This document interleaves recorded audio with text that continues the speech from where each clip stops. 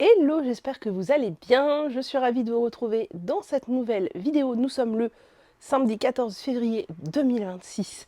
Vous aurez peut-être Perle en fond sonore qui mange des croquettes. Tout à l'heure, elle était à la litière, après elle jouait. Je crois qu'elle est réveillée de sa sieste. Elle a passé un long moment à dormir sous les couvertures là, pendant que moi je tricotais tout à l'heure. On est en fin d'après-midi. Enfin, pas trop tard non plus parce que la luminosité elle est pas incroyable. Mais voilà, donc vous allez peut-être l'entendre, soit jouer, soit croquer, soit je sais pas, elle va aller se recoucher. Je n'ai absolument aucune idée de ce qu'elle va faire. On est déjà samedi, la semaine est déjà passée, ça passe à une vitesse folle. Je vous avais dit que dans les précédents mois, que je reviendrais au gré de mes envies, peut-être 2 fois par semaine ou quoi. En gros, je me rends compte que c'est impossible. Parce que j'ai largement pas assez de trucs à dire, quoi. Je suis largement pas assez productive et je suis pas productive de manière égale et bref. Donc souvent je viens le samedi après-midi parce que je trouve ça pratique pour moi, je trouve ça sympa et je vous mets ça en fin d'après-midi le samedi. Je crois que ça vous plaît bien, même si mes dernières vidéos ont un peu moins de vues. Mais ma foi, peut-être que vous avez autre chose à faire et à regarder et c'est très bien. Je porte un sweat à capuche aujourd'hui, tout doudou, tout confort, il est bien large. Je l'ai fait en air de drops. Et je ne sais plus comment il s'appelle. Je me demande s'il s'appelle pas Rodolphe peut-être. Ralph. Un Ralph peut-être. De Aurélie Lapoule, Aurélie Tixier. Je vous l'aurais écrit là ou juste avant ou juste après de toute façon. Que j'ai fait en air de drops. Et je me faisais la remarque ce matin. Ne vous inquiétez pas, le canapé prend cher, mais j'ai mis des sortes de trucs autocollants là en moquette là que j'ai acheté chez le chinois qui me font plutôt bien l'affaire pour que le canapé soit pas encore plus défoncé. Tu fais quoi, Doudoune? Tu viens? Viens. Viens dire bonjour. Elle est un peu excitée là. Allez, viens. Viens. Tu viens? Perle? T'es où? T'es là? Bah viens. Et ben voilà, viens dire coucou. Viens dire coucou, mon redoudou. Oui. L'amabilité habituelle. Oui, quoi? Qu'est-ce que tu fais? Tu sais pas vraiment. Allez, viens faire des câlins. Viens ronronner dans le micro, ils aiment bien les tricoteuses quand tu fais ça. Elle est râleuse. Digne fille de sa mère. Je disais quoi? Je disais que j'ai enfilé ce pull ce matin parce que j'avais envie d'un pull doudou, parce que je suis pas super en forme, et parce qu'il fait un peu plus froid là. Il faisait vraiment doux ces 10 derniers jours, et là ce week-end il fait un peu plus froid. Ils ont même prévu des légères averses de neige demain matin. Incroyable. J'aimerais bien voir ça parce que ça me réconforte de voir la neige tomber. D'ailleurs, je regarde un petit peu les JO en ce moment. Alors, pas avec de précision et longueur et machin, mais j'aime bien brancher un peu quand c'est l'heure des JO en fin d'après-midi ou en début de soirée. Je sais pas, je ne suis pas sportive, j'aime pas les sports et tout, mais les sports de neige, je trouve ça beaucoup plus agréable à regarder que du basket, du foot, du rugby ou de l'athlétisme sur piste, quoi. Enfin, ou même un marathon, ça ne m'intéresse pas du tout, mais voir des gens avec des skis ou des snows dans la neige, ça me plaît bien. Voilà. Par contre, il y a des trucs que j'ai arrêté de regarder, genre le skeleton, là, le truc de luge la tête en avant là, ils me font trop peur. J'ai l'impression qu'ils vont s'empaler à chaque moment et ça dure hyper longtemps. Donc mon système nerveux ne résiste pas à ça. Mais les autres trucs de ski, genre biathlon, je trouve ça sympa. Après j'ai regardé un peu aussi, j'ai regardé, je suis tombée dessus, hein, j'ai pas du tout regardé les programmes sur le truc de snow là où ils font du half pipe. Je trouvais ça hyper flippant aussi, il y a eu des chutes, mon dieu. Je préfère quand c'est de la neige, vous voyez, que des trucs de glace comme ça. Et j'ai vu un peu du ski de boss et du ski acrobatique, et j'ai trouvé ça flippant, mais moins que le half pipe et le skeleton. Voilà. Je disais ça, donc j'ai mis ce pull là parce que j'avais envie d'être doudou dans mon pull aujourd'hui, j'étais pas hyper en forme. Mais je me suis fait la remarque en le mettant que je trouvais qu'il avait pas extrêmement bien vieilli. Ça fait combien de temps que je l'ai fait? Ça fait 1 an, je crois. Je l'ai porté, mais pas non plus à outrance. Et en fait, je l'ai un tout petit peu débouloché aux endroits où vraiment je trouvais que ça faisait moche. C'est-à-dire, en gros, là, ici, là, et là, aux endroits de frottement. Et ça va. Là, dans l'écran, je le trouve bien. Mais quand je l'ai mis ce matin, je me suis dit, oh, il est un peu terne. Bon, alors la couleur, elle est terne, hein. Je sais plus ce que c'est comme couleur de air, mais c'est un rose grisé. Donc c'est un peu terne de base. Mais enfin non, là, le voir à l'écran... j'ai l'impression que, comme d'habitude, je m'enfonce sur ce canapé. Voilà, le voir à l'écran, il me plaît bien. Il y a la poche là, rappelez-vous, que j'avais bricolé. Voilà, non, il est bien, il est bien. Je l'aime bien, je suis trop bien dedans, j'ai énormément d'aisance. Je crois que j'avais pas prévu autant d'aisance quand je l'ai tricoté, mais la R, elle bouge. Donc, bah, y a de l'alpaga dedans, il n'y a pas trop de surprises. Mais voilà, je suis trop bien dedans, c'est un vrai cocon de douceur et j'aimerais bien m'en faire d'autres de ce genre, le même ou de ce genre. Voilà, c'était la petite intro. J'espère que vous, ça va. Moi, c'est un peu compliqué ce dernier jour. Comme vous l'entendez, je suis en train de retomber malade. Bah oui, parce que pourquoi pas, ça fait même pas un mois que j'ai été malade pour la dernière fois. Pourquoi pas retomber déjà malade? Bon, je pense que cette nouvelle maladie... Alors, c'est très bizarre parce que j'ai extrêmement l'habitude de me taper des sinusites. Et ça démarre toujours dans le même process. Je sais exactement dans la temporalité quand est-ce que j'aurai mal à la gorge, quand est-ce que je recommencerai à avoir le nez bouché, quand est-ce que j'aurai le nez qui va couler à outrance, quand est-ce que je pourrai plus respirer la nuit et pas dormir, enfin, etc. Et là, ça n'a pas du tout commencé par un mal de gorge. Je n'ai absolument pas eu mal à la gorge et je n'ai absolument pas mal à la gorge. Donc déjà, j'ai trouvé ça bizarre. Et ça a commencé par avoir le nez partiellement bouché une nuit. Et en fait, c'est plus ou moins statique depuis. Ça fait presque 48 heures. Croisons les doigts pour que ça reste comme ça. J'ai peu d'espoir. Je connais mon système immunitaire tout pourri et mes sinus tout pourris. Je me soigne. Hein. On s'entend que dès que j'ai commencé à sentir les symptômes, bam, j'ai ressorti toute mon artillerie sinusite. Si ça restait comme ça, franchement, ça va. Mais voilà. Mais du coup, ça, je pense que c'est dû au fait que bah, j'ai un système immunitaire archi pourri, qu'il y a encore des bons microbes qui traînent dans l'environnement. Hein. On est encore en hiver, puis les microbes sont coriaces cette année. Et parce que mon système nerveux a été mis à mal, je dirais, ces 10 derniers jours, peut-être même un peu plus. Et bah moi, je somatise énormément en fait. Dès que le système nerveux, donc entendez par là, le système nerveux, donc tout ce qui touche à l'anxiété, etc., c'est mis à mal. Le corps somatise, hein, je vous l'avais déjà dit, je crois, mais je me suis déjà déclenché une... comment ça s'appelle? J'ai plus le mot. Un zona. J'ai déjà eu un zona. La dermato ne me croyait pas quand je lui ai dit ce qui, moi, m'avait fortement angoissée la dernière fois. Elle me dit, mais non, mais on déclenche pas un zona pour ça. Mais si, en fait, vous vous rendez pas compte dans quel état ça me met. Bref, et dernièrement, mon système nerveux a été un peu mis à mal. C'est vrai que j'ai eu une grande période là où ça allait plutôt bien, où j'avais pas trop de pics d'anxiété, vraiment peu de pics d'anxiété. Il y avait je faisais des trucs et tout, ça se passait bien. Je me sentais bien et tout ça. Et là, depuis une dizaine de jours, même peut-être, disons en gros un mois, c'est un peu plus dur. Je sais très bien que c'est pas linéaire. La façon, c'est le lot de la maladie invisible, de la maladie chronique. Voilà, c'est pas linéaire. Il y aura toujours des moments de mieux, des moments de moins bien. Hein. C'est pas parce que ça va moins bien depuis un mois que ça n'ira jamais mieux et que je suis dans une énorme phase de rechute. Non, c'est juste que ça va un peu moins bien. Je vois que je suis plus perméable. Je vois qu'il y a beaucoup de choses qui m'affectent plus. Je vois que au niveau social, il y a beaucoup de choses qui m'affectent beaucoup plus que ça m'aurait affecté les mois d'avant, en fait, où ça allait mieux. Là, je cumule avec un SPM des enfers aussi, on adore. Et c'est vrai que là, la fin de semaine, ça a été ardos, quoi.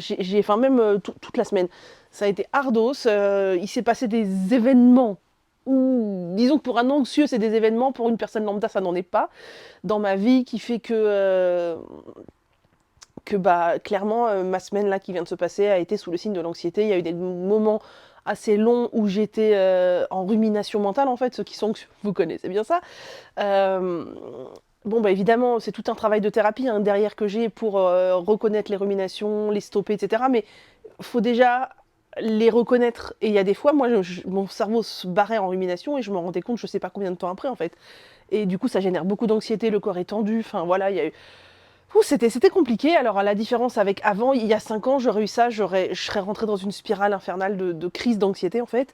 Maintenant, que j'ai tout mon avancée, tout mon chemin, ma thérapie, etc., je sais reconnaître ce qui se passe, je sais reconnaître ce que c'est, je comprends ce qui se passe dans ma tête, je comprends ce qui se passe dans mon corps, pourquoi ça déclenche ci ou ça. Euh, donc la compréhension aide à pas perdre pied en fait et à tomber dans une spirale infernale d'anxiété qui surenchérit, mais ça n'empêche pas la difficulté de vécu de la chose en fait. C'est-à-dire que comprendre n'empêche pas la souffrance, mais ça aide à ne pas faire monter le truc en escalier quoi. Voilà, enfin bref, je m'étale, mais je trouve ça assez intéressant et je trouve qu'on n'en parle pas assez. Et en fin de semaine, je me suis aussi pris en pleine face le fait que malgré l'impression que j'en avais, parce que peut-être j'étais dans une bonne phase aussi, bah les gens, font preuve de beaucoup de validisme et de très peu de bienveillance et d'empathie. Et ça m'énerve fort, fort, fort, fort, fort. Du coup, je supportais plus les gens, là. Jeudi, vendredi, je supportais plus les gens. Même mercredi, jeudi, vendredi, j'avais beaucoup de mal à supporter les gens, surtout les gens avec qui, de base, j'ai pas forcément des idées communes ou des affinités particulières. Là, clairement, je voyais tout comme une agression, une attaque, ou un propos qui n'est pas en corrélation avec ce que je pense. Enfin, voilà, vous imaginez bien le truc. Et je pense qu'il y a eu il y a eu des actes et des propos volontairement malveillants. Et ça m'agace encore plus, soit envers moi, soit envers d'autres. Et ça m'agace fort, ça m'agace fort, ça m'agace fort. Et ça a fait monter l'anxiété, quoi. Donc, semaine épuisante. Enfin, voilà, fatigue plus SPM à fond. Je pense que le SPM m'a fait aussi être extrêmement hypersensible à tout ça. Et du coup, ça en a rajouté une couche. D'ailleurs, au boulot, je me revois une conversation avec une collègue, c'était quand? Je sais plus quand c'était, vendredi, je crois. Et on parlait d'un truc et je lui dis, elle me dit: «Ah mais tu t'es souciée de ça?» Je dis: «Bah oui, j'ai de l'empathie en fait». Et ça l'a surprise et je me suis dit: «Mais merde, les gens ont toujours pas compris qu'en 2026, l'empathie c'était la base pour pas partir en guerre mondiale, quoi?» Non, toujours pas. Bref, mais voilà, j'ai vécu des trucs, enfin j'ai vécu des trucs, on a l'impression que j'ai vécu des trucs infernaux. Non, des micro-éléments de cette semaine ont fait que ça m'a hérissé le système nerveux et que là, je suis toujours pas redescendue, puis mes règles sont toujours pas là, donc tant que le SPM, tu sais, vous savez, c'est comme une cocotte minute, faut attendre que le moment où ça, voilà, où la vapeur va sortir. Et j'espère que ce truc va pas dégénérer parce que si ça rajoute de la fatigue, mon système nerveux va encore prendre cher. Et j'espère que la semaine prochaine, je serai dans de meilleures dispositions et que les gens seront dans de meilleures dispositions. Voilà. Pour vous donner un exemple sur l'épreuve de validisme que j'ai eue cette semaine et qui m'ont choqué. Pour le coup, je m'y attendais pas du tout dans... Alors, vous n'aurez pas les détails de la circonstance ni rien parce que ça relève de la vie privée, mais je m'y attendais pas, en vérité. Je vais transposer une situation pour que ça soit pas reconnaissable, pour que personne puisse se reconnaître là-dedans, si quelqu'un que je connais en vrai passait là, etc. Mais admettons, vous voyez, c'est un peu comme j'ai vécu une situation où quelqu'un... alors tout est transposé, je vous dis, hein, mais quelqu'un qui sera en fauteuil roulant... non, oubliez ce que je dis. Admettons une situation similaire à quelqu'un dans un groupe de personnes dit je vais là-bas, qui veut venir avec moi? Donc les gens répondent oui, non, oui, non, oui, non. Et quelqu'un en fauteuil roulant dit oui, moi je viens, mais il faudra que tu m'aides à monter telle pente, j'en sais rien, n'importe, un truc comme ça. Et spontanément, la personne en face répond ah bah dans ce cas je viens pas. Et là mes yeux ont fait pardon, vous pouvez répéter, j'ai pas bien compris. Voilà, donc alors la situation n'a absolument rien à voir avec ce que je viens de vous décrire, mais sur le plan choquant, je trouve que c'est tout à fait identique, et ça m'a vraiment... je me suis dit, mais what, en fait, à quel moment tu peux faire preuve de tant d'égocentrisme, en fait? C'est pas possible. Bref, et c'est pareil, un autre truc, transposons sur le plan du... Oh, ça fait 13 minutes, vous devez être saoulés. Les psychorégies du tricot, vous devez être saoulés, mais ceux qui aiment m'entendre parler entre ma tête et mes aiguilles, comme je vous dis, ouf, ça vous plaît. Après, c'est fini, promis. Dernière transposition d'une conversation que j'ai eue aussi. Admettons, quelqu'un en fauteuil roulant doit aller quelque part et se demande s'il y a des escaliers ou pas, si c'est accessible, quoi, en gros. Et personne sait. En vrai, en vérité, personne sait. Elle demande à tout le monde, bah écoute, je sais pas, je sais pas, je sais pas. La personne se renseigne, on lui dit, bah je ne sais pas. Donc la question nanana. Puis elle se renseigne en disant, eh oh, j'aimerais bien savoir si je peux y aller ou pas. On finit par lui dire, oui, normalement c'est bon, il n'y a pas d'escalier. Et la personne se dit ok, a priori c'est bon, mais j'ai pas de certitude. Et en fait, le jour où elle doit se rendre donc dans cet endroit où potentiellement il y a des escaliers et elle va se retrouver coincée, les autres personnes qui y vont avec elle lui disent ah mais non, mais en fait il n'y a pas d'escalier, nous on le savait. Bah tu le savais mais tu lui as pas dit, donc l'autre en fait elle s'est pris la tête pour savoir si elle allait pas être dans une grosse galère, et toi tu le savais et tu lui dis pas. À quel moment aussi? À quel moment en fait tu fais preuve de tant d'égoïsme, voilà. Bref, c'est tout. Closons la partie blabla, la partie Manu et son système nerveux sont deux entités distinctes qui ont bien du mal à cohabiter entre elles. Niveau tricot, j'ai pas des masses de trucs à vous raconter. Enfin, j'ai des trucs à vous raconter, mais j'ai pas tricoté sur beaucoup de projets cette semaine. J'ai tricoté sur 2 projets. Un projet sur lequel je n'ai pas tricoté que vous ne verrez pas, c'est le Rosy Yoke Sweater, parce qu'en vérité, je l'ai laissé dans ma chambre pour en faire du tricot lecture. Et la vérité, c'est que cette semaine, j'étais tellement fatiguée que quand j'allais me coucher, j'avais pas du tout envie de tricoter en même temps que lire. Donc, je me mettais, vous savez, dans mon lit, comme je vous expliquais, là, avec ma liseuse accrochée au-dessus de ma tête, ma télécommande dans ma main sous la couette, et je lisais sous la couette en mode allongé. Et j'avais pas du tout l'énergie de tricoter avec, ce qui fait que j'ai dû faire une seule fois du tricot lecture cette semaine, donc rajouter 1,5 cm de jersey sur le corps de mon Rosy Yoke. C'est tout. Et ensuite, j'ai tricoté sur un projet que je voulais avancer, que j'ai presque avancé comme je voulais. Peut-être que j'atteindrai mon objectif d'ici demain. Et j'ai castonné un projet que j'avais prévu de castonne, mais j'avais pas prévu que ça allait être aussi addictif et que j'allais me laisser embarquer par ça et en fait ne tricoter que ça. Et là d'ailleurs, j'ai envie de ne tricoter que ça et j'ai un peu peur aussi que si je le mette de côté, je ne le termine pas bientôt. Donc, le projet que je voulais avancer cette semaine, c'est que je voulais... il y a des fils de...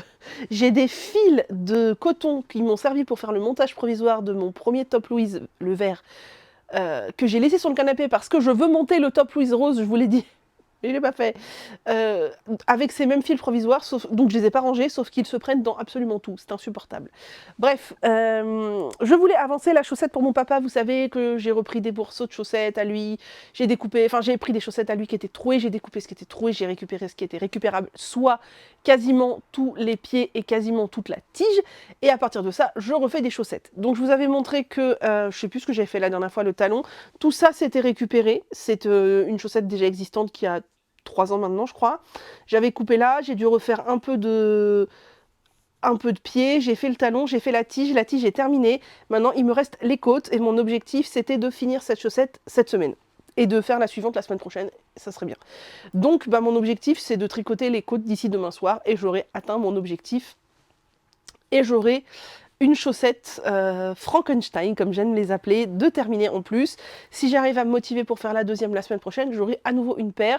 Le but serait de, dans l'année, peut-être, de venir à bout de tous les morceaux de chaussettes que j'ai récupérés pour avoir en fait refait du neuf avec une partie de vieux et donc d'avoir déjà vidé mon panier où j'avais mis tous les morceaux de chaussettes que j'avais coupés.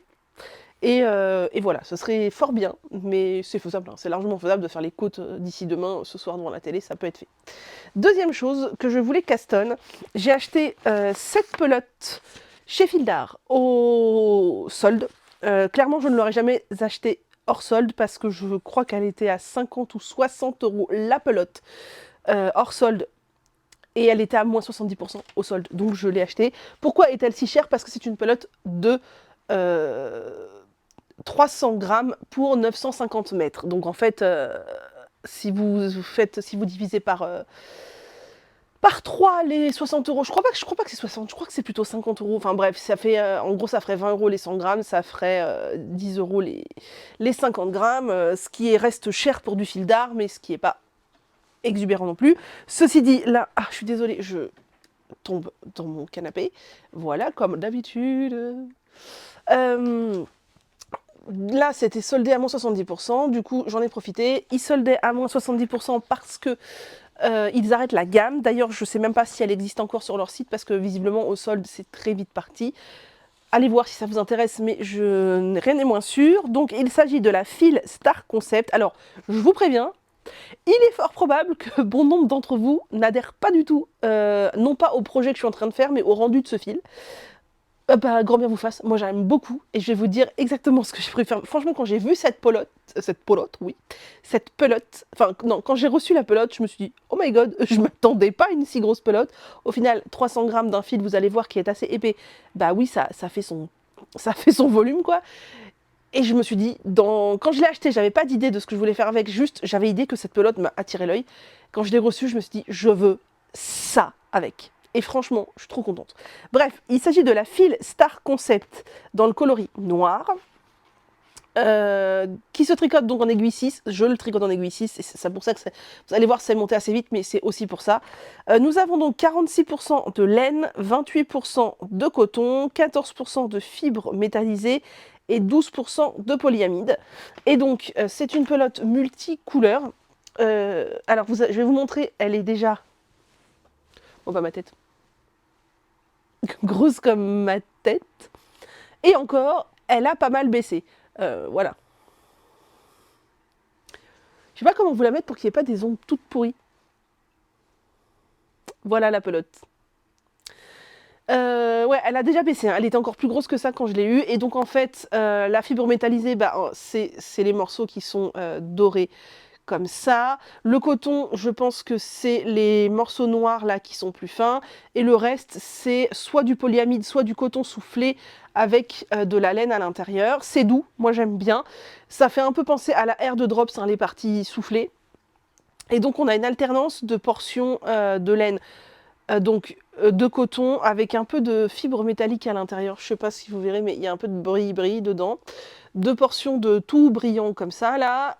Du noir sans bris-bris, du noir avec du bris-bris, du gris sans bris-bris et du beige avec du bris-bris. Et ça fait évidemment des rayures en fonction de la circonférence que vous utilisez pour tricoter, mais pas vraiment des rayures au sens propre du terme, parce que, admettons, si vous prenez la circonférence d'un buste adulte, il n'y a absolument pas assez de fil pour faire un rang avec une couleur en fait. C'est vraiment des petits morceaux, enfin je dis des petits morceaux, non c'est pas ça, mais c'est des assez petits morceaux de chaque couleur, donc on n'est vraiment pas sur des rayures. Je pense que par exemple sur ce pull là, je ferais pas un tour avec une couleur.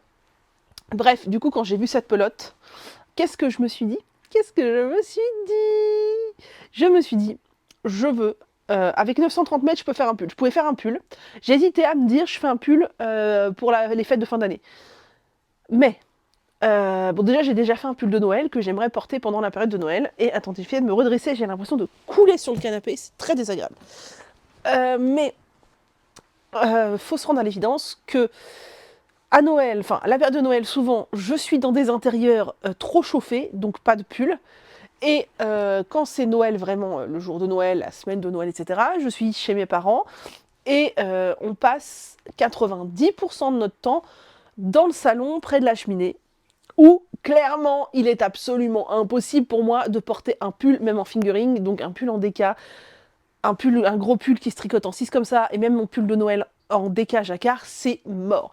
Mon pull de Noël en déca jacquard, clairement, je compte le porter toute la période de Noël, mais soyons honnêtes, il est absolument peu probable que je le porte le jour de Noël, où j'aurai bien trop chaud. D'ailleurs, Noël dernier, j'avais mis mon t-shirt, vous savez, d'Aurélie Lapoule, alors je sais plus du tout son nom aussi, que j'avais testé, qui a une basque, je l'avais fait en noir, avec un fil brillant à l'intérieur, donc c'est plein de bris-bris aussi. Ça rendait hyper bien, mes parents m'ont même trouvé ça super joli, mais clairement, c'était du coton, hein, alors c'est du coton épais, vraiment épais, c'est du coton vraiment épais et qui tient chaud. J'ai tenu 2 heures dans la pièce, en vérité. Et pourtant, on modère la température, hein. Il fait pas 30 degrés dans la pièce où il y a la cheminée, mais ça monte à 22, 23. Voire, puis quand on est près de la cheminée, il fait encore plus chaud. Et généralement, moi, je tricote juste à côté de la cheminée. Concrètement, j'ai tenu 2 heures. J'ai tenu 2 heures avec mon t-shirt en coton épais. J'ai été me changer, j'ai mis un t-shirt à manches longues en coton du commerce. Enfin, voilà. Et là j'étais bien. Vrai. Donc, un pull en déca, autant vous dire, impossible. Et donc je me suis dit, avec ça, je vais faire quoi? Je vais pas faire un pull de Noël que je vais pas porter.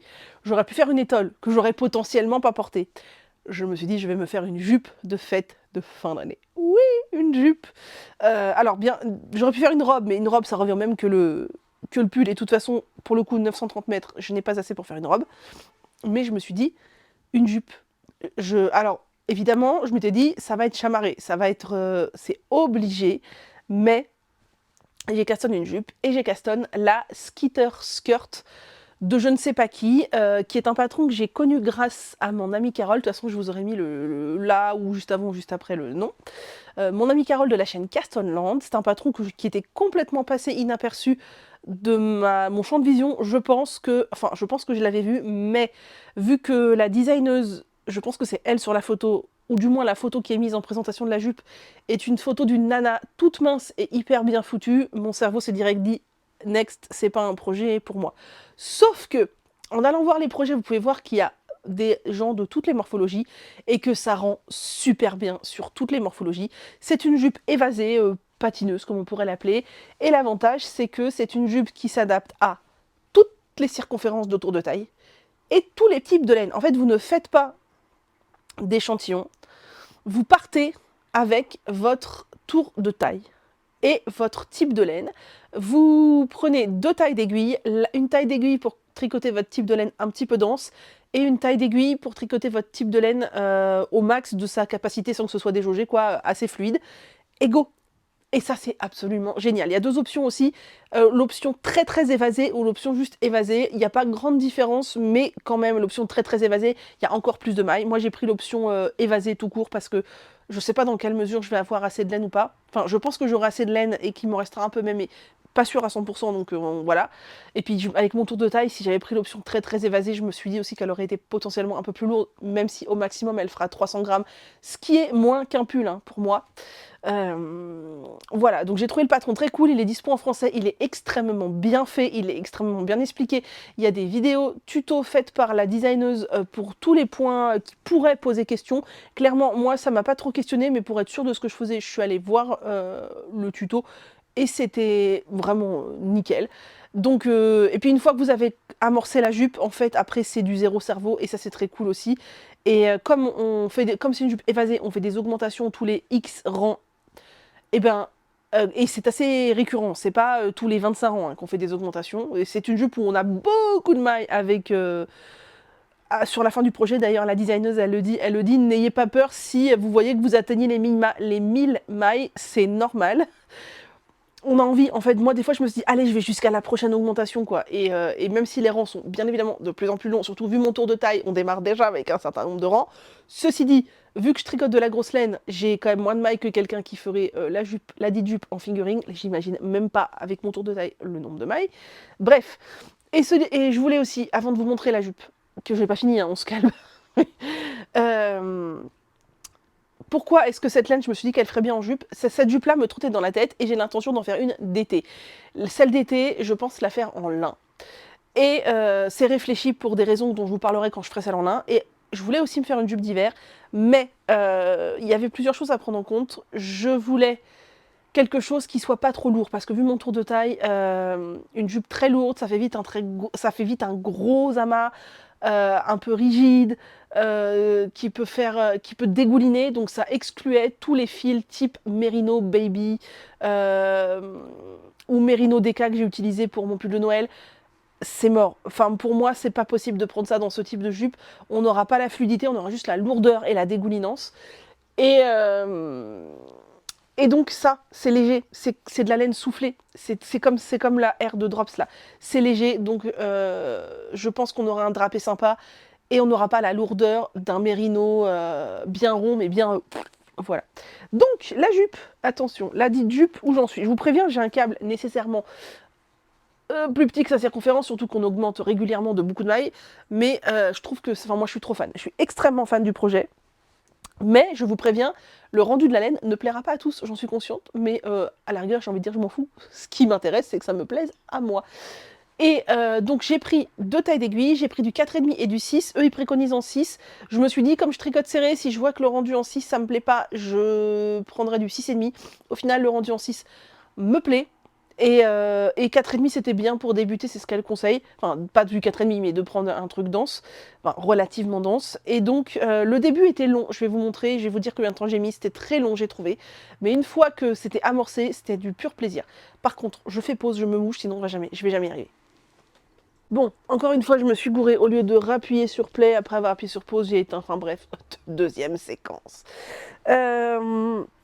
Donc, je vous montre, attention. Tadada! Oh là là, j'aime trop. Alors, vous allez dire, ah, mais qu'est-ce que c'est que ce truc hyper moche? Ah oui, ça fait des zébrures. Ça c'est le devant, ça c'est le dos. Ça fait des rayures, des trucs aléatoires. Mais franchement, ça me déplaît pas du tout. Moi, je suis trop fan, j'adore. Donc on démarre par la ceinture en jersey double.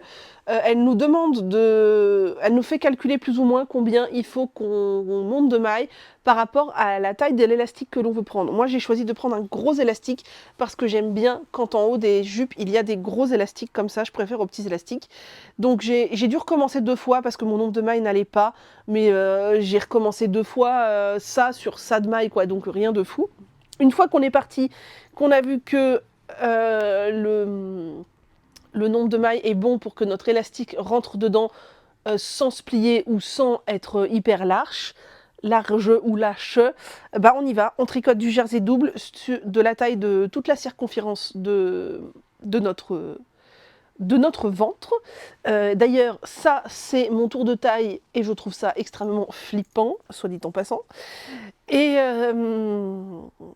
c'est pas mon tour de taille au sens propre de la taille, c'est mon tour de ventre parce que moi je veux porter cette jupe au-dessous du nombril, enfin sur le nombril, au-dessous du nombril. Bref. Et donc une fois qu'on a la taille voulue de jersey double, on insère l'élastique, on coud l'élastique, moi je l'ai cousu à la machine à coudre, et ensuite on vient fermer le tube de jersey double. Je pense que si je refais cette jupe, peut-être que je ferai le tube en Magic Loop parce que je pense que même si c'est beaucoup de manip, ou alors en double pointe, mais je pense que même si c'est beaucoup de manip, j'irai plus vite en tricot au kilomètre en tube qu'en jersey double. Mais bon, voilà, ça s'est fait. Enfin, franchement, j'ai mis 3 jours de tricot, hein, juste pour faire la ceinture. Je crois que j'ai castonné ça dimanche matin. Et j'y ai passé dimanche, lundi, mardi. Lundi, j'ai peu tricoté, mais franchement, ça m'a pris du temps. La ceinture, surtout vu que j'ai monté déjà plus de mailles que si j'avais pris un élastique tout petit. Et ma circonférence de taille, ça m'a pris du temps. Après, j'ai changé pour les aiguilles 6. Là, elle nous fait remonter des mailles tout le long de la ceinture, selon un certain ratio, etc. Elle nous fait placer des marqueurs pour les augmentations, je vous montrerai après. Alors, j'avais pas vu qu'elle proposait des rangs raccourcis, mais je me suis dit, oui, alors vu mon popotin et vu ce que donnent les jupes du commerce sur moi, je déteste parce que à chaque fois, c'est beaucoup plus court derrière que devant, vu que c'est la même chose qu'avec les seins devant, toujours le même problème, hein. Quand on a des gros volumes, il faut s'adapter. Et dans les jupes du commerce, ce que j'aime pas du tout, c'est que quand une longueur de jupe me convient à l'avant, je trouve ça trop court à l'arrière parce que ça remonte. Et si je trouve que la longueur est correcte à l'arrière, il faut que je remonte la jupe devant jusque je sais pas où pour qu'elle soit à une longueur équivalente de derrière. Bref, ça me saoule. Là, je me suis dit, ça va faire la même. Vu le nombre d'heures de tricot, je ne veux pas. Je vais faire des rangs raccourcis. Donc j'ai commencé à faire des rangs raccourcis à ma guise. Voilà, ils sont là d'ailleurs, ils se voient. Tac, voilà. Et après, je reprends le patron, quand je me suis dit, allez, c'est bon, là, j'ai assez de rangs raccourcis. Je lis le patron, et là, je vois qu'elle propose des rangs raccourcis. Coup de bol, elle propose quasiment ce que moi j'ai fait. Donc, j'ai pas d'effet. C'était très similaire à ce que moi j'ai fait, autant sur le rythme que sur la longueur des rangs et tout. Donc, j'ai dit, c'est bon, c'est bon. Donc, sur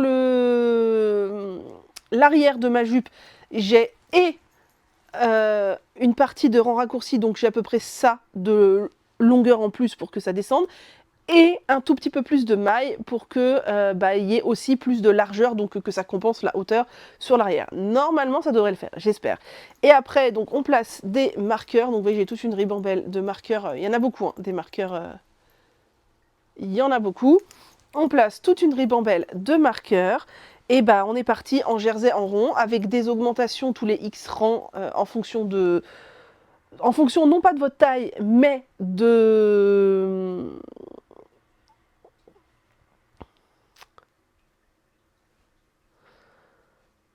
si vous choisissez très évasé ou moyennement évasé. Ceci dit, le truc que je trouve un peu bizarre, je sais pas si j'ai mal lu, non, je crois que c'est ça, c'est qu'elle ne fait pas modifier le nombre de mailles entre chaque marqueur en fonction de la taille de la laine. Je ne crois pas. Du coup, si vous faites une jupe en fingering, vous aurez beaucoup plus de marqueurs, beaucoup plus de mailles et beaucoup plus de volume. C'est vrai ça? C'est un peu bizarre. Parce que par exemple, si je faisais cette jupe-là en fingering, je pense que clairement, je ne mettrais pas le même nombre de mailles entre mes marqueurs. Ah mais non, on n'a pas le même nombre entre les marqueurs puisqu'elle nous fait mesurer des trucs. Je dis n'importe quoi. Bref, c'est très bien fait ce patron. Donc on a plein de marqueurs et tous les X rangs ont fait des augmentations à intervalles réguliers. Là pour l'instant, évidemment, j'ai que ça. En plus, mes aiguilles tirent derrière, si vous voulez voir, ça donne ça. Moi j'aime beaucoup. Franchement, avec le brillant et tout, je me dis ça va faire une jupe de fête qui me plaît. Donc c'est bien le principal. Je pense que, en plus, une fois qu'il y aura toute la largeur de la jupe, ça va faire un peu un drapé. On verra moins toutes ces rayures-là. Ça, c'est pas comme si c'était une jupe crayon. Je déteste les jupes crayons, je déteste ça. Une jupe crayon près du corps, où là, pour le coup, les rayures seraient collées à moi. Là, tout va se plisser dès le début de la jupe, en fait. Ça va faire un peu comme ça, donc voilà. Moi, ça me plaît bien, et j'ambitionne de la porter, tout simplement avec des collants noirs opaques et un haut noir. Et ma foi, je pense que ça peut faire bien. Bien évidemment, je suis pas du tout au bout. Il me reste encore beaucoup de centimètres à faire. Enfin, je veux une jupe courte, hein, on s'entend. Courte, on s'entend, au-dessus du genou. Entre mi-cuisse et les genoux, si vous voulez. Voilà. Je veux pas nécessairement que ce soit vraiment au-dessus du genou, mais entre mi-cuisse et les genoux, c'est la longueur que j'aime bien. Et je la porterai avec un collant opaque et un haut noir. Et je pense que ça peut être très chouette pour les fêtes de fin d'année. Alors, j'entends parfaitement qu'il y en a qui vont dire « Ah, mais c'est quoi ce motif aléatoire super moche? Ça fait du pooling, c'est dégueu, machin. » Non, moi ça me choque pas. Je vous dis, ça va être plissé un peu comme ça, vu qu'elle sera beaucoup plus large que moi. Donc ça va faire un peu ça. Donc ça se voit. Ça sera encore... ça va uniformiser un peu le truc. Et puis avec tout le reste qui est noir, je trouve que ça donnera un peu de fantaisie, de paillettes. Enfin bref, moi ça me plaît. Je ne sais pas ce que vous en pensez. J'ai mis un élastique large au début, je trouvais l'élastique trop large. Je me dis, ah j'ai mal choisi, j'aurais dû mettre un élastique plus fin. Au final, non. Sur l'ensemble de la jupe, et vu ma circonférence volumineuse, je trouve que c'est bien. Et voilà, je suis très contente. J'ai hâte de voir ce que ça va donner. J'ai un peu peur sur le rabat, que ça roulotte fort. Je crois que je vais faire des recherches sur internet pour voir quels sont les tips pour éviter que le jersey roulotte. Est-ce qu'il vaut mieux finir sur un I-cord? Mais j'ai peur que ça fasse bizarre. Est-ce qu'il faudrait pas faire genre 2 barres de point mousse avant de rabattre de manière classique, vu qu'on aura une très grande circonférence? Je n'ai absolument pas besoin que ce soit élastique. Je ne sais pas. Je ne sais pas. Si vous avez des tips, je prends. Mais en tout cas, je suis très contente. Voilà. Et donc, je pense que la deuxième jupe que je ferai, ce sera ce modèle-là aussi. Ce sera dans un fil d'été et ce sera uni. Ce ne sera pas bariolé comme ça. Mais là, je sais pas. Je voyais trop une jupe dans ce fil-là. Et ma foi, je ne suis pas déçue. En plus, on voit les paillettes. Je sais pas si vous voyez les paillettes. Bref, du coup j'ai tricoté que ça, hein, et c'est pour ça que ça a avancé comme ça. Et ça a avancé comme ça aussi parce que ce sont des aiguilles 6, voilà. Et je me dis avec une tenue toute noire, moi c'est tout à fait ce que j'aime, ça ira. Voilà, pour les tricots de la semaine, ce que j'ai envie de faire la semaine prochaine, j'aimerais bien, je pense que je vais continuer la jupe parce que pendant que je suis à fond dedans, je vais pas laisser, je sens bien que si je lâche, je vais lâcher longtemps, donc non, je vais continuer, j'ai très envie de la tricoter. Et j'ai très envie de voir ce que ça rend en fait. Je vais essayer de faire la deuxième chaussette Frankenstein et ce sera déjà pas mal. J'aimerais castonne une chaussette de Noël, je vous ai dit, toujours dans l'idée de remplir ma boîte cadeau. Est-ce que je le ferai la semaine prochaine ou pas? On ne sait pas. Et sinon j'avais une question pour vous qui n'a rien à voir avec le tricot, mais j'ai regardé... Oh là là, nous sommes dans le soleil les gars, je vais encore avoir les yeux qui vont avoir l'air translucides. J'ai regardé les dernières vidéos de Karine, la Miss Knitter. J'aime trop Karine, j'aime trop sa vibe. Je crois qu'on a un cerveau un peu cassé du même genre, donc on a pris notre cerveau en recyclerie et les deux sont pas hyper performants. Et bref, et elle parlait de ses ongles, elle disait qu'elle avait mis des capsules sur ses ongles, alors non pas des capsules en institut, etc., naninana, mais avec des patchs autocollants. Moi, j'ai été une grosse fervente de nail art il y a genre une quinzaine d'années. J'avais beaucoup de vernis. Avec mon papa, on avait même construit une étagère pour ranger mes vernis. Je mettais du vernis tout le temps, je faisais du nail art, etc. Puis, je suis passée au naturel. Ah, attendez, j'ai un coup de téléphone. Je reviens. Bon, me revoilà. Est-ce que je vais réussir à finir cette vidéo? On ne sait pas. Attendez, si le micro tombe, ça va pas le faire. On est un peu plus tard. On est carrément... je crois on est 1h30 plus tard que le moment où j'ai commencé cette vidéo. Mais il y a toujours du soleil. Cependant, il va falloir se dépêcher que le soleil ait fini de tourner. Qu'est-ce que je vous disais? Je vous parlais d'ongles. Je vous disais que du coup, il y a une quinzaine d'années, j'étais à fond dans les ongles, le nail art, j'avais beaucoup de vernis, etc. Puis je suis passée au naturel, à commencer par les cheveux en fait. Ce qui m'a fait tomber dans le naturel, c'est que j'avais les cheveux cramés après une permanente. J'ai voulu regagner de la longueur et du coup, bah, en cherchant un peu comment regagner de la longueur, je suis tombée sur plein de blogs qui commençaient à parler de soins naturels, et cetera. Et je suis tombée dans le naturel et de fil en aiguille, bah, les cheveux, puis les soins corporels, etc. Je sais pas si vous m'entendez. Ah, parce que je n'ai pas raccroché au truc d'en dessous, voilà. Et je pense qu'à peu près 2-3 ans après avoir commencé le naturel, je me suis dit, bah, le vernis à ongles, c'est carrément en inadéquation avec le mode de vie que j'ai envie d'avoir. C'est ultra toxique, c'est plein de solvants, c'est hyper mauvais. J'ai arrêté le vernis à ongles, j'ai commencé à m'intéresser au vernis à ongles. Mon micro il clignote, non? C'est qu'il marche pas. Ah, que se passe-t-il? Non, il clignote ou c'est juste... Ah non, c'est le soleil, ça vous donne pas l'impression que ça clignote? Mais regardez. Ah si, ça clignote. Attendez. Mais non, je vous jure que ça clignote pas. Quelle est cette diablerie? Pourquoi est-ce que dans l'écran on a l'impression que ça clignote et pas... Vous voyez, on a l'impression que ça clignote. Mais en vérité, ça clignote pas. Bref. J'ai commencé à m'intéresser au vernis pseudo-naturel, c'est-à-dire avec moins de solvants, tout ça, etc. J'en ai acheté pas mal, j'en ai mis pas mal. Je trouvais ça pas mal. Moi, je suis pas extrêmement exigeante. Vous voyez, il y a des gens qui sont très exigeants, et je comprends la démarche, qui veulent l'efficacité et la praticité à tout prix. C'est-à-dire que, certes, c'est très bien si c'est naturel, mais je veux surtout que ce soit pratique. Moi, c'était l'inverse. Je veux surtout que ce soit naturel, et même si je dois faire un peu de concession sur le fait qu'il y ait moins de couleurs, sur le fait que ça tienne moins bien, sur le fait que ce soit peut-être moins brillant ou je sais pas quoi, je m'en fous. Vous voyez, par exemple, j'ai beaucoup converti de gens autour de moi au déo naturel ces 10 dernières années, et il y a des gens qui étaient très difficiles à convaincre parce que eux, ce qu'ils voulaient, c'est que ce soit aussi pratique et aussi efficace que du déo conventionnel. Et là, à l'heure actuelle, les déos naturels ont énormément évolué et il y a une très grande offre sur le marché. Il y a 10 ans, c'était pas le cas. Et moi, je préférais un déo naturel un peu moins pratique, genre en peau ou quoi, ou un tout petit peu moins efficace, que de continuer à me mettre sur cette partie du corps extrêmement sensible et extrêmement perméable aux toxiques, quelque chose de chimique, et en fait, il y a des gens pour qui c'était pas le cas. Bref, donc j'ai un peu mis mon nez dans les vernis naturels, ça a duré genre de 3 ans, 4 ans peut-être. Puis la santé mentale défaillant grandement, avec un gros pic de bas vers le Covid et un peu après le Covid, sans lien avec le Covid, mais dans la même temporalité. J'ai complètement arrêté de mettre du vernis parce que... Ah non, il y a eu avant ça, j'ai commencé à me remettre au tricot.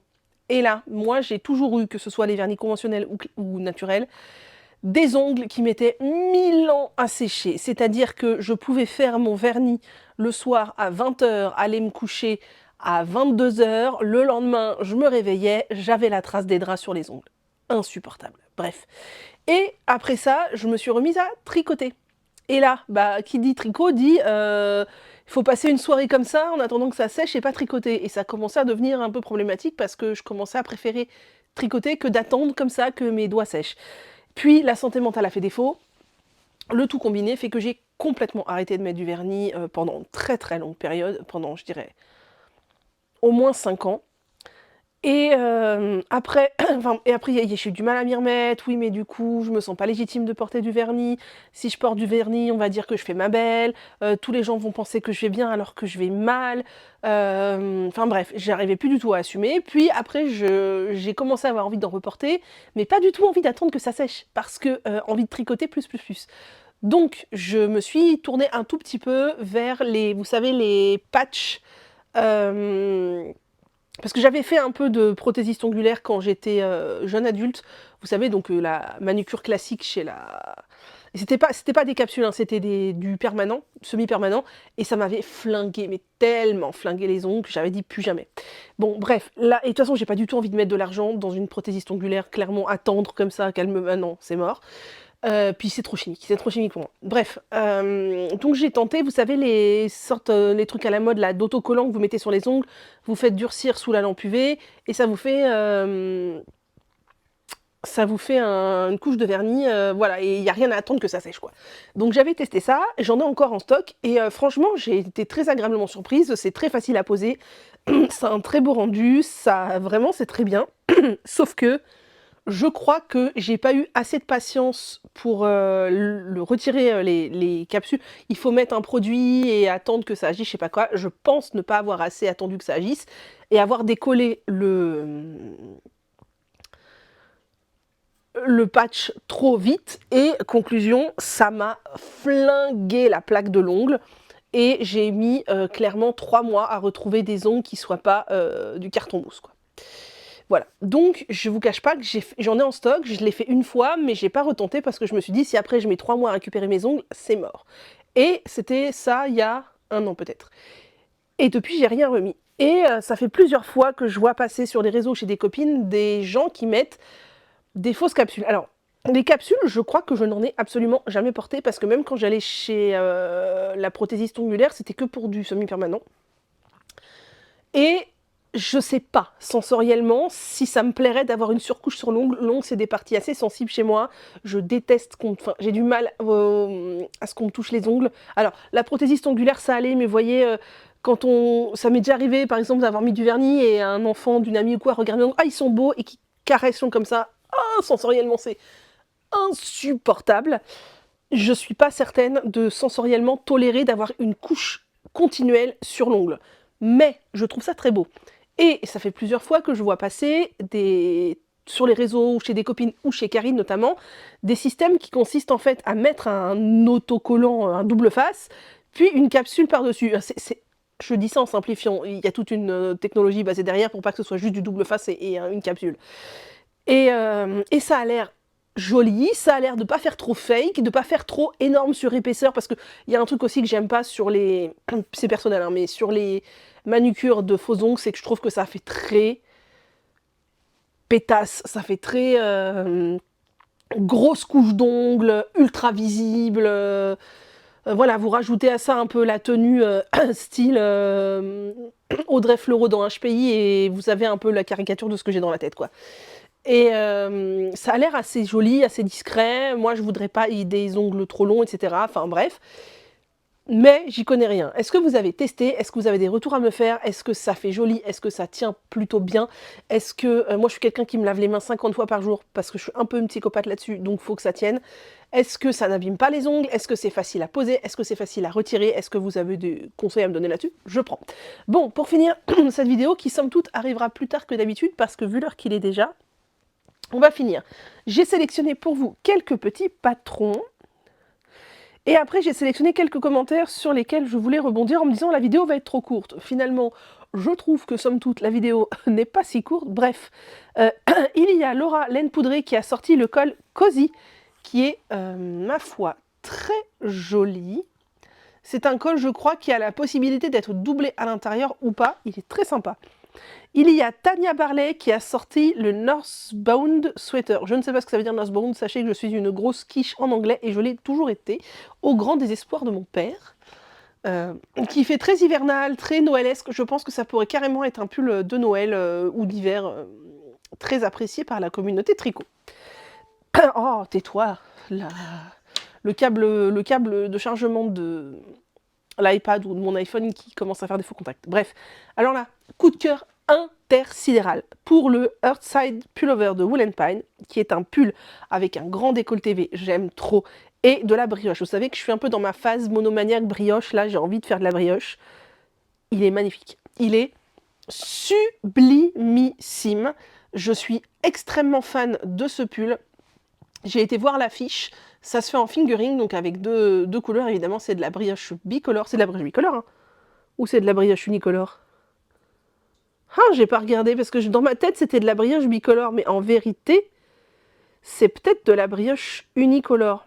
Parce que je m'étais dit que si c'était de la brioche bicolore, je l'aurais bien fait en bleu marine et rose fluo de la Flora de Drops.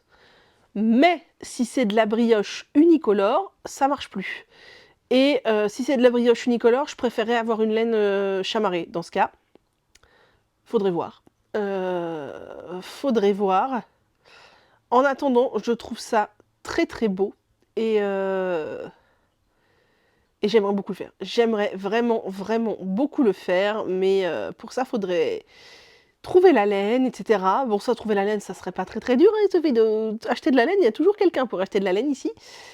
Bref, j'aime énormément l'encolure, j'aime énormément la forme du pull, la mannequin est canon. Et je me suis retenue, je n'ai pas acheté le patron, mais c'est très beau. Et pour finir, ou pas, je ne sais pas, non, pas pour finir, il y a les chevaux solidaires, donc Lily, qui a créé un patron de... Alors vous avez deux tailles, une scarf ou un châle. Du coup, un patron de scarf, un patron de petit... Un peu comme la Sophie Scarf, vous savez, sauf que je ne sais pas si c'est... J'ai pas vu si c'était pointu des deux côtés ou juste pointu d'un côté et droit de l'autre. Bref, c'est un patron gratuit, Divinetto. Et c'est toujours très bien d'avoir ça dans sa bibliothèque. Moi, je me dis que ça pourrait faire de super petits cadeaux. Donc, j'ai téléchargé ça. Et je pense que ça sautera sur mes aiguilles à un moment donné. Attendez, il faut que je me mouche, je reviens. Ensuite, il y a Vicky Chan qui a sorti alors, une collection de pulls et une collection de bonnets qui va avec. Je vous montre le bonnet. Les pulls sont déjà sortis depuis longtemps. En fait, elle a sorti une collection de pulls où vous avez des motifs fleuraux, oui, comme ça, herbacés, avec un chat. Il y a la version oiseau, c'est la première version qu'elle a sortie, et elle vient de sortir la version chien, et les trois bonnets qui vont avec, en fait. Donc moi, je vous montre que le chat, parce que, évidemment, mais il y a aussi l'oiseau et le chien, et... non, c'est dans le mauvais sens. Merci, merci. Voilà, elle vient de sortir la version chien, qui est le Freya Pullover, et dans les autres versions, bah, à la place du petit chien qui est là, vous avez ou un oiseau, ou un chat. Donc évidemment, moi j'aime la version chat, et j'aime beaucoup la version bonnet aussi. Enfin, le bonnet qui va avec, je trouve ça très très mignon.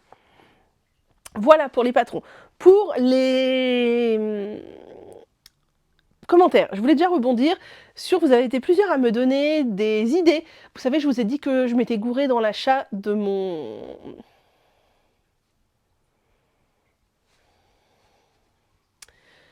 Suri, pour faire mon ranonculus chez Bulbe Bizarre. Et vous avez été plusieurs à me donner des idées sympas, notamment, je vais vous en lire quelques-unes. Il y a quelqu'un qui m'a proposé de faire un top type Rocky T, c'est-à-dire alterner fingering et suri, auquel cas j'aurais largement assez. Alors moi je ferai pas un top, c'est sûr, avec du suri, un t-shirt, mais c'est même pas en rêve. Par contre, ça peut être une idée d'alterner les deux et de se retrouver avec un pull bimatière, pourquoi pas, pourquoi pas. C'était pas l'idée de base que j'avais plutôt envie d'un ranonculus, mais bon, pourquoi pas. Il y a aussi le pull qu'il faut que je finisse là de Lucienne Tricotte, qui est un patron gratuit, le monochrome, qui est très très beau. Ça pourrait rentrer aussi dans cette quantité de laine, pourquoi pas. Il y a quelqu'un qui m'a proposé de faire les manches avec le corps avec le suri et les manches sans suri. J'ai un peu peur que ça fasse bizarre. On m'a aussi recommandé d'acheter du suri non teint pour faire toutes les bandes de côte en fait, en colure manche et poignet. Ça pourrait le faire, mais je pense que ça ne me laisserait même pas assez de suri pour finir le corps. On m'a aussi proposé de faire les bandes d'encolure et tout ça sans suri. J'y ai pensé aussi, mais je pense malheureusement que ça ne libérera quand même pas assez de suri pour le corps. Qu'est-ce qu'on m'a dit d'autre? Ouais, des rayures, c'est ça qu'on m'a dit. Et c'est tout, je crois, concernant le pull. C'est hyper sympa, toutes vos réponses. En vérité, ce que je vais faire, c'est que je pense que je vais contacter Pauline pour savoir si, par hasard, il lui resterait pas un écheveau de suri, ce dont je doute, mais écoutez, qui tente rien à rien. Je vais lui demander et lui dire auquel cas, si jamais il lui restait ou un écheveau de fingering, auquel cas... je pourrais faire les emmanchures et tout ça en double, parce que en fingering, je remarque tricoter en 6, j'ai 1200 mètres, je pourrais même faire les encolures tricotées en fingering double, je pense que j'aurai assez de fil. Mais je pense tout de même qu'il me manquerait genre pour ça de corps de suri quoi, je sais pas. Ou alors je fais pas le ranonculus et je fais le monochrome. Est-ce qu'on est toujours vert ici? Oui. Et je fais le monochrome de Lucienne Tricotte ou un autre. Faut que je réfléchisse. Il faut que je réfléchisse et là mon esprit a très envie d'aller chercher de la laine pour le pull de Wool and Pine aussi. Mais si c'est de la brioche unicolore, ça me questionne un peu plus parce que j'avais plein d'idées pour de la brioche bicolore, mais pas tant pour de l'unicolore. Ou alors, faut faire une sorte de dégradé, mais on va pas se compliquer la tâche. Déjà, un vrai fade, j'en ai jamais fait, et un pull en brioche non plus. Alors, on va pas, hein, voilà. Sinon, Nathalie me demandait, pourrais-tu comparer les 2 fils de lin quand tu auras commencé à les tricoter? Donc elle parle de le lin d'Hererum Natura, la Antigone que j'ai là, et du fil de chez Katia que j'ai reçu, la Boholino. Bien évidemment, je vous dirai mon avis sur les deux. Au toucher comme ça, de première vue, je dirais que la Antigone est peut-être un peu plus ronde et un peu plus douce que la Boholino, mais j'ai pas tricoté, donc à voir au tricotage. Sinon, alors, quelqu'un dont je ne prononcerai pas le pseudo, qui est un peu compliqué, et dont je connais pas le prénom, ah, c'est Lily, me demande, puis-je me permettre de te demander où tu te fournis en brassière? Tu en parlais tout à l'heure et j'en cherche pour ma fille, qui doit avoir tes mensurations. Alors, les brassières, je veux bien vos recos aussi, parce que j'avoue que c'est assez galère. Moi, je ne porte plus de soutien-gorge depuis des années. J'ai fait beaucoup de no bras depuis au moins 10 ans, je dirais, mais pas dans toutes les circonstances. Et là, je suis plutôt dans une phase où, en plus, ayant pris du poids ces dernières années, je préfère porter une brassière. Alors là, typiquement, je suis en no bras parce qu'on est samedi et que je suis dans mon canapé, mais de manière globale, je préfère porter des brassières. Des brassières. Zéro soutif, je trouve ça tellement désagréable d'avoir une attache dans le dos. Alors les baleines, n'en parlons pas. Bref, du coup, moi, ce que j'aime, c'est porter des brassières,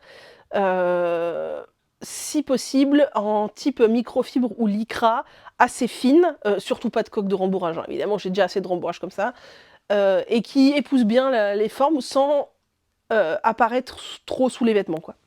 Et c'est pas si facile à trouver. Alors, je suppose qu'il y a des marques spécialisées dans les lingeries, mais clairement, je suis pas du genre à mettre 25, 30, 40, 50 euros dans une brassière. Vraiment pas. Il y a des brassières très sympas chez... attendez, c'est Carole. Carole, elle se fournit là-bas. Bah, j'ai oublié le nom. J'ai oublié le nom parce qu'en fait, je peux pas en acheter là-bas, il n'y a pas ma taille. Mais c'est... Eh bien écoutez, si vous faites un tour de poitrine plus petit que moi, allez demander à Carole Castonland, où elle se fournit en brassière. Je me rappelle, elle me l'a dit, sauf que j'ai été voir sur le site, et clairement, ça s'arrête avant ma taille. Mais je ne sais plus. Je ne sais plus. Bref. Sinon, moi, mes brassières, j'en achète chez Kiabi. Des fois, ils en ont des sympas. Et chez Kiabi, je prends du double XL. Jusqu'à présent, non, jusqu'à pas présent, ça allait très bien. J'aimais bien, elles étaient bien, les double XL, sauf que ayant pris un petit peu de poids, j'ai pris un petit peu de poitrine aussi. Et je commence à être juste dans les double XL, dans le sens où au niveau du tour de taille, enfin de poitrine, ça va, mais au niveau des bonnets, elles ont tendance à pas remonter dessous comme on parlait, parce qu'au final, il n'y a pas assez de tissu pour recouvrir tous mes seins. Mais peut-être que ta fille a un peu moins de poitrine que moi. Va voir chez Kiabi, il y en a des sympas, elles sont très simples. Moi j'aime quand c'est simple, efficace. Souvent c'est vendu par deux, des fois, enfin pas toujours, mais genre noir plus blanc, blanc plus couleur chair, enfin très bien. Et elles sont pas chères. Ça me convient très bien. Sinon, j'ai déjà aussi plusieurs fois acheté les sans complexe. Là, elles sont vendues par deux, je crois, la marque sans complexe. Elles sont très simples aussi. Ce que j'aime bien, c'est qu'elles sont assez fines. Et moi, je cherche des brassières assez fines. Celles de Kiabi sont plus épaisses. J'aime bien quand elles sont fines. Mais c'est pareil, ça va pas très très haut en taille. Et il me semble que dans la plus grande taille, à l'heure actuelle, je rentre plus. Jusqu'à il n'y a pas longtemps, c'était encore à peu près bon, mais dans la plus grande taille que propose Sans Complexe, il me semble que c'est la plus grande taille. Ou alors j'ai acheté mes brassières Sans Complexe à un moment donné où Kiabi les revendait, et Kiabi ne revendait pas au-delà d'une certaine taille, parce que Sans Complexe, je crois que ça va haut. Et j'avais acheté la plus grande taille vendue chez Kiabi, et maintenant c'est un peu petit. C'est peut-être ça. Après... j'ai déjà acheté des brassières chez Bon Prix, mais j'ai pas été super emballée et je trouvais qu'elles taillaient très petit. J'ai acheté dernièrement des brassières chez Françoise Saget, parce qu'en fait c'est là que ma mère achète ses draps, et c'est là que je me suis racheté un drap au solde de janvier, et je me suis dit, ils avaient des brassières, et vous m'avez fait une pub, je vais tester les brassières, c'était un lot de deux, c'était quand même assez cher, je trouvais en plus. Et j'ai été ultra déçue parce que je pensais enfin avoir des brassières à ma taille, sauf que niveau tour de poitrine, ça va, mais niveau poitrine, j'ai trop de tissu, c'est trop grand. On est plus sur un pseudo-débardeur que sur une brassière qui épouse vraiment la forme des seins, donc je suis hyper déçue. Et en plus, c'est pas de la matière lycra, microfibre, c'est plus de la matière coton. Coton est léger, mais coton quand même, donc ça, voilà. Je sais que Uniqlo propose plein de choses, mais Uniqlo, c'est absolument pas inclusif au niveau des tailles. Et sinon, je ne sais pas. Donc, si vous avez des bons plans de brassière inclusive, en lycra microfibre, pas trop cher, et visuellement basique ou sympa, et bien écoutez, dites-nous ça en commentaire, parce que ça nous intéresse, moi la première. Je vous dis, qui habille jusqu'à présent le double XL, ça m'allait. Là, ça commence à être un petit peu short. Alors, faudrait que je repère du poids et ça irait bien à nouveau. Je porte encore mes brassières qui habillent, hein. C'est juste que bah, si je lève trop les bras, au bout d'un moment, l'élastique il m'arrive en dessous des tétons, quoi. Donc, c'est pas fou. Et pour finir, je crois que j'avais 2 commentaires que je voulais aborder pour finir. Il y a un commentaire qui je crois que la vidéo va être hyper longue et mon téléphone va être en PLS. C'est... Qui m'a demandé ça? Attendez, je l'ai perdu. Ah, c'est Léa qui me demande, je voulais savoir si tu comptais refaire des vidéos concernant les cheveux. La réponse est très probablement non. Vous savez que j'ai ouvert cette chaîne YouTube il y a quasiment 11 ans maintenant, dans le but de partager des astuces cheveux. Parce qu'en fait, quand je me suis mise au naturel, j'ai fait beaucoup de recherches, ça m'a passionnée. Et du coup, on a commencé à me demander autour de moi plein de conseils. Et je me suis rendu compte que je répétais 600 fois la même chose. Et je me suis dit, bah, au lieu de répéter 600 fois la même chose, je vais faire une chaîne YouTube parce que au début, je m'étais dit, je vais faire un blog, mais en fait, je me suis rendu compte que je préférais expliquer à l'oral qu'expliquer à l'écrit. Et je me suis dit, je vais faire une chaîne YouTube pour expliquer les trucs que je répète 600 fois, et au lieu de répéter 600 fois les trucs aux gens, je les renverrai vers ma chaîne YouTube. Voilà, c'est comme ça qu'est née la chaîne YouTube. J'ai pris énormément de plaisir à parler cheveux pendant, je crois, 6 ans, quelque chose comme ça. Mais à l'époque, bon déjà à l'époque, j'étais, vous savez, je sais pas si j'ai une partie de mon cerveau qui est soit TDAH, soit... alors j'exagère parce que ça, c'est pour le coup, je déteste quand les gens font ça. Je suis probablement pas TDAH et je m'auto-diagnostique. Je déteste quand les gens font ça. Mais prenez ça sur le ton de la rigolade, de la métaphore. Une partie de mon cerveau cassé qui est TDAH et une partie de mon cerveau caché qui est un peu autiste avec des intérêts spécifiques. J'ai été en intérêt spécifique sur les cheveux pendant 5-6 ans où c'était obsessionnel, où j'analysais les compos de tout, j'étais à fond dedans et tout. Et on n'était pas nombreuses à parler de cheveux, encore moins de cheveux bouclés, c'était un petit cercle, il y avait quelques chaînes YouTube, il y avait pas mal de blogs, ça commençait à percer sur Insta un petit peu, c'était très sympa. Puis ma santé mentale a décliné et les cheveux bouclés sont devenus extrêmement populaire, c'est pas ça que je veux dire, mais c'est un sujet qui a émergé en fait sur les réseaux et tant mieux. Mais du coup, il y a eu une émergence de comptes Insta qui se sont mis à parler de cheveux bouclés et de cheveux tout court, un truc de dingo. Alors moi j'étais dans la sphère naturelle, hein, donc je parle vraiment de ça, mais dans la sphère naturelle ça a explosé. Là j'ai commencé à me dire, ok, t'as 10 ans de plus que toutes les petites nanas qui commencent à parler de cheveux machin, donc déjà t'es plus trop dans la vibe quoi. Et ça fait un bout de temps que tu parles de tout ça. Moi, j'ai commencé à avoir la sensation de ne plus rien avoir à dire et ne plus rien avoir à apporter de nouveau. Avec le fait que ma santé mentale a décliné à ce moment-là, tout a corrélé. J'ai arrêté de parler cheveux parce que bah, mon intérêt spécifique est passé sur le tricot. Et même si je m'occupe encore beaucoup de mes cheveux, je teste beaucoup moins de produits qu'avant. Je teste plus de nouvelles techniques, enfin très peu. Et j'ai plus d'intérêt particulier. Je regarde plus de vidéos cheveux par exemple. Ça ne m'intéresse plus. Je ne passe plus des heures sur internet à regarder les nouveaux produits, les compos, les machins parce que ça m'intéresse plus trop. Des fois quand il y a des nouveautés, je vais voir parce que quand même je suis curieuse. Des fois j'achète des nouvelles gammes pour tester tout ça, mais c'est vrai que je ressens plus l'envie de partager. Et maintenant le contenu cheveux naturels et surtout le contenu cheveux naturels bouclés est tellement grand sur Insta notamment. La nouvelle génération a pris la relève de fou. Alors je suppose que sur TikTok beaucoup aussi, mais je ne suis pas sur TikTok, que j'ai plus ma place là-dedans en fait. J'ai clairement plus ma place là-dedans. J'ai envie de dire les 2 mamies qui sont encore dans le game, c'est Ni Naturel et Gabi. La petite Gabi que je suis depuis le début, on discute de temps en temps, et elles ont tout à fait leur place et elles sont tout à fait légitimes, mais moi j'ai plus rien à apporter là-dedans. Donc si vous avez quelques questions de temps en temps, n'hésitez pas, j'y répondrai volontiers, mais je vois pas ce que je pourrais produire comme contenu. Vraiment, je vois pas. Et le dernier commentaire sur lequel je voulais rebondir, est-ce que je le garde pour aujourd'hui ou pas, je ne sais pas. C'est un commentaire qui a fait un petit peu polémique, discuté dans les commentaires gentiment, sur lequel je suis partagée, pas sur le commentaire, mais sur le débat. En fait, j'ai pas de parti pris ni pour un côté ni pour l'autre, parce que je trouve que la question est ultra intéressante. Du coup, tant pis si mon téléphone explose, je vais vous partager ça. C'est un commentaire qui disait « Je rejoins ta position quant aux sachants qui ne savent pas tout. Lorsque j'ai débuté mon parcours d'endométriose en 2017, ma généraliste n'y connaissait rien et me l'a dit. Nous avons appris et progressé ensemble. Désormais, quand un soignant me dit « Je n'y connais pas grand-chose, mais je vous prescris ça » ou « Je suis un soignant, donc vous m'écoutez », je pars en claquant la porte. Partir d'une consultation sans payer est un droit que trop peu ignorent. Et ce qui a fait débat, c'est partir sans payer. En vérité, et après ce qui a fait débat, c'est que la personne rebondissait sur la maltraitance médicale. Et je trouve que c'est un sujet extrêmement important et extrêmement peu abordé. Surtout pour les femmes, et surtout quand on parle de gynécologie, alors là, n'en parlons pas. J'ai vécu de la maltraitance médicale, notamment avec une psychiatre qui m'a extrêmement maltraitée, à tel point que je n'exagère pas, je vous en avais déjà parlé, hein, en disant que si j'avais été dépressive au moment où j'ai été la voir, je pense que l'idée d'aller mettre fin à mes jours après sa consultation aurait été carrément envisageable. Tellement sa maltraitance était forte, elle était grossophobe, elle était condescendante, elle était humiliante, c'était horrible. J'ai passé un moment horrible. D'ailleurs, je suis restée après ça pendant genre 1 heure ou 2 en état de figement. J'étais en état de figement. Mon cerveau comprenait plus ce qui lui arrivait. Et heureusement, j'étais pas dépressive quand je suis allée la voir. Je suis allée la voir pour de l'anxiété. Et bon, bah clairement, j'ai pas poursuivi. Hein. Et après ça, j'ai eu la présence d'esprit d'aller tout déverser à une amie en vocaux.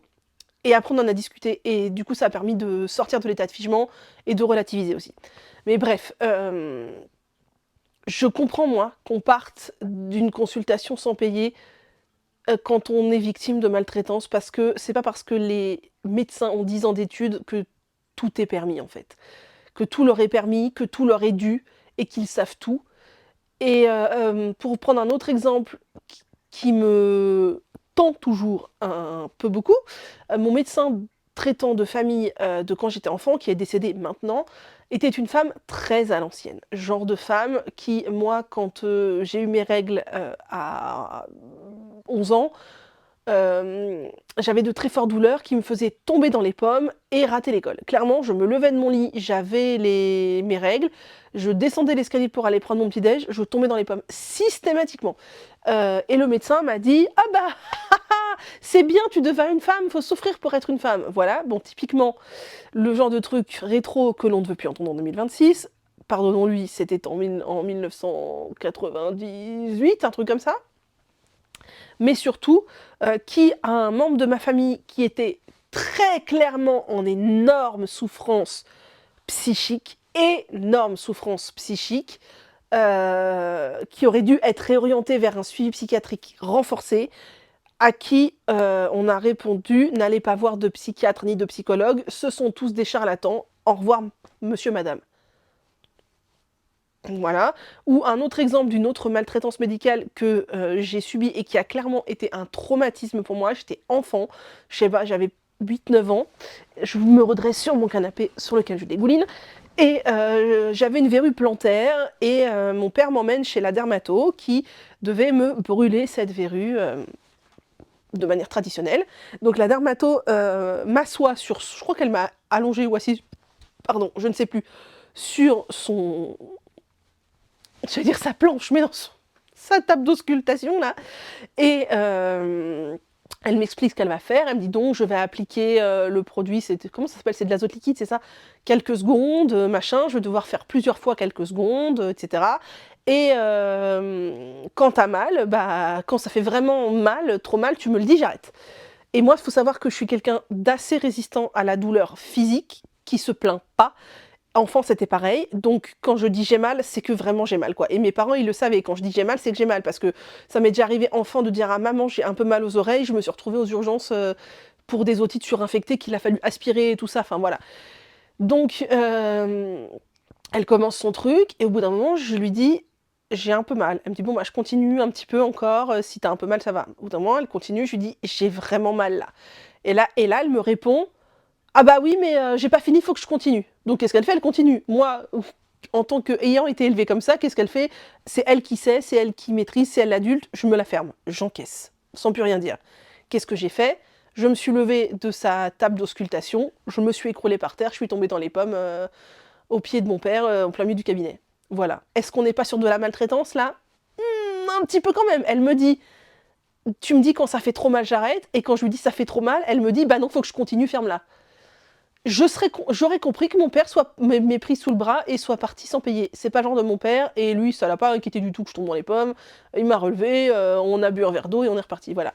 Bref, moi je pense qu'il faut arrêter de se laisser faire par le corps médical. Alors oui, on a énormément de chance en France d'avoir un service médical quand même très performant, même s'il est très en souffrance. On a beaucoup de prestations, c'est très peu cher. Alors je sais, tout n'est pas peu cher, etc. Mais quand même, on est parmi les prestations sociales les plus avantageuses du monde. Mais ce n'est pas pour autant que ça légitimise la maltraitance. Et donc je pense qu'il faut aussi se rebeller contre la maltraitance et remettre à leur place ceux qui se croient au-dessus de tout parce que moi j'ai 10 ans d'études, vous voyez? Bah oui, tu as peut-être 10 ans d'études, mais ça te donne pas le droit d'être condescendant, méprisant et de pas accepter le fait que peut-être tu ignores des trucs en fait. Et je vois mon médecin traitant actuel, c'est une femme absolument merveilleuse. Merveilleuse. Je lui dis régulièrement à quel point je suis chanceuse de l'avoir dans ma vie. Je lui dis hein, souvent. Et à chaque fois, elle me dit, je suis très heureuse de savoir que je fais bien mon travail. Mais vous voyez, je lui dis aussi, des fois, quand elle ignore des trucs, par exemple, dernier exemple, après j'arrête parce que mon téléphone va exploser quand je vais faire le montage.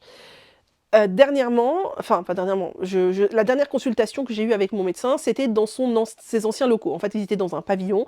Maintenant, tous les médecins de la ville ont été réapatriés dans un cabinet médical, comme c'est la mode là, des grands cabinets médicaux. Donc elle m'informe à la dernière consultation que la prochaine fois qu'on se verra, ce sera dans le nouveau cabinet médical. Je lui ai dit, oui je sais, j'ai vu passer l'info, tout ça. Je lui ai dit, mais vous savez que c'est pas très anxieux friendly, hein, ce genre de grands cabinets médicaux remplis de lumière en néon, avec plein de salles d'attente dans les couloirs et tout ça.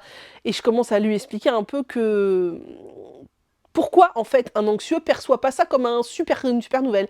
Et en fait elle me dit ah bon, clairement j'avais pas du tout pensé à ça, enfin même réaliser que l'anxiété provoquait ça quoi.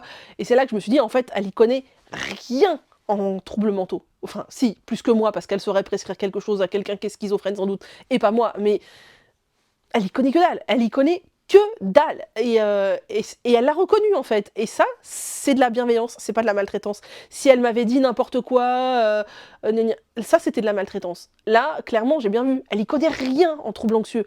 Elle n'a pas une once d'idée de ce que ce changement peut provoquer chez les anxieux. Et elle le reconnaît. Et ça, c'est cool. Voilà, je vais conclure là-dessus. Je pense que je vais galérer de fou à trouver la place sur mon téléphone pour faire le montage parce que je pense que la vidéo fait plus d'1 heure. Souhaitez-moi bonne chance, je vais devoir désinstaller tout un tas d'applis que je vais réinstaller après, c'est ce que je fais quand quand la vidéo est trop longue. J'espère que ça vous aura plu, cette vidéo en plusieurs petits bouts. Je vous souhaite un agréable week-end et on se retrouve la semaine prochaine pour de plus amples aventures. J'espère avoir fini ma paire de chaussettes et avancer la jupe à minima, et le rosillot, que ça serait bien aussi. Souhaitez-moi de la neige demain. Écoutez, j'ai vu qu'apparemment on est en vigilance orange.